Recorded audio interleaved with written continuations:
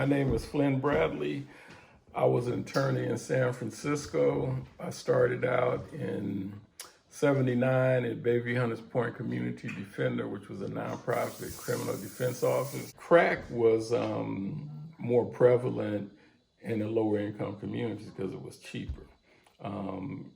Regular cocaine, powder cocaine, while certainly preceded crack. So people who were using cocaine, everybody using powder cocaine. When crack came along, it was so cheap that it didn't cost that much money for people. So you saw crack more prevalent in the black communities and lower income communities because it was so cheap. Crack cocaine versus powder cocaine. So even though it was the same quantity of drugs, if you were charged with crack cocaine, you faced more time than someone who had the same amount of powder cocaine on the streets. So those people were more easily arrested.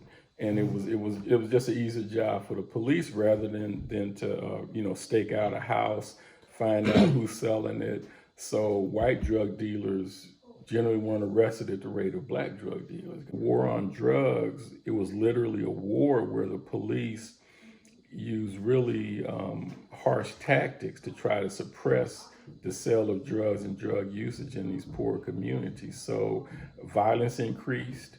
The police presence increased. They were more like an occupying army.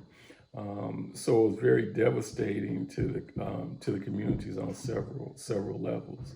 Not just the people who were using crack and their families who were affected by crack, but even just the innocent people who were living in the community had nothing to do with buying and selling crack, but they had to live in this huge police presence where the police really cracked down on the communities, and everybody was a suspected drug dealer and very often treated that way.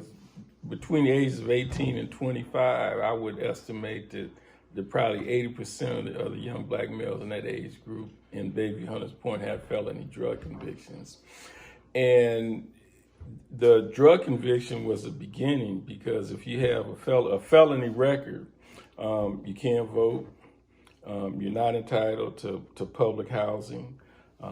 There's on probation for a felony drug offense and or send them to state prison, and you expect them to walk the straight and narrow, but they're not eligible for a job. They're not eligible for a lot of training programs.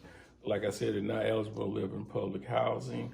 Believe it or not, I know they weren't eligible for federal loans, student loans.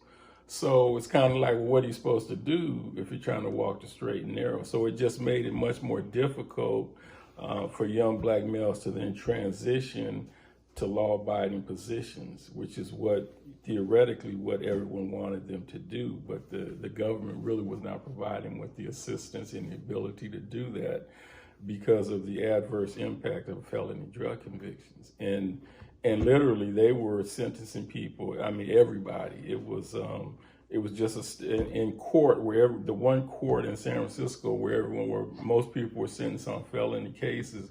It was just young black male after young black male going through there and being sentenced. Very few Latinos, very few, almost no white people. It was probably 90% black males just going through there getting sentenced to felony drug charges. Thank you.